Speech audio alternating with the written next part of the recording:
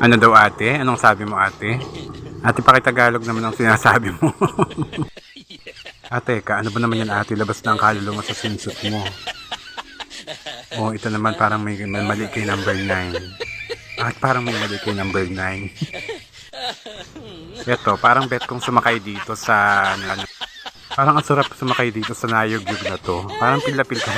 Ganito rin ang mga eksena. Gusto ko rin yung may mga kasamang boys na ganito. Ala, para-paraan pa naman itong dalawang ito. Kung gusto niyo ang isa't isa, mag-ano na kayo. Masisiga naman ang mga ito. Teka, bakit kaya sinilip ni Kuya? Ay, puchik, mga Becky pala. Teka lang ate, ano bang nilalako mo? Bakit walang bumibili sa'yo? Sige, maglako ka lang dyan. Baka naman mamaya sila bibili sa'yo ate. Mga busog ba yata sila?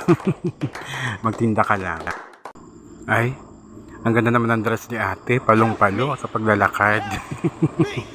Sige ate, ganda ng panlakad mo. Para kang fashion model. Ibang-iba talaga yung maganda ka na nga, kaya mo pang dalhin ng mga damit na sinusuot mo. O sige ate, lakad lang. Pak! O, pak, pak, pak! Ay, grabe naman ang talent ni ate. Grabe ang talent niya. Talagang buwis buhay ang kanyang talent. Ay nako ate, wag kang bibitaw dyan, baka mahulog kayo at baka yung mapapanalunan nyo dyan sa pageant na yan ay kulang pang pampagamot ninyo. O ayan, lambitin lang, kayang-kaya mo yan, kumapit ka lang, malapit ka na sa finish line. Yehey, tagumpay ate, tapos ka na, ayan, malapit ka na. Makakababa ka na dyan. Isa pa naman itong bidabidang ito. Ayan, sige. Bakit ka kasi nagtumbling nawasak tuloy yung stage. Kasalanan mo yan. Hala, uy, tulungan nyo yun. Hala, ate, grabe, nako ba, nabalian yata si ate. Ayan.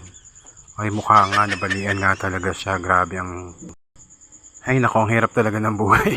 Ang hirap kumita ng pera. Ayan, tumalon si ate sa apoy. Ayan, nakasunog na siya. Grabe. Ayan, ate, patayin mo, baka masilab ka. Diyos ko. Okay, contestant number 1. Ayan, wow, ang ganda ng lakad. Kahit medyo malaki si ate. Sige lang ate. Pak. Pak. Pak. Ayan. Pak. Pak. Ay, natapilok si ate. Akala ko lang mesa ang magigiba. Matatapilok pala siya.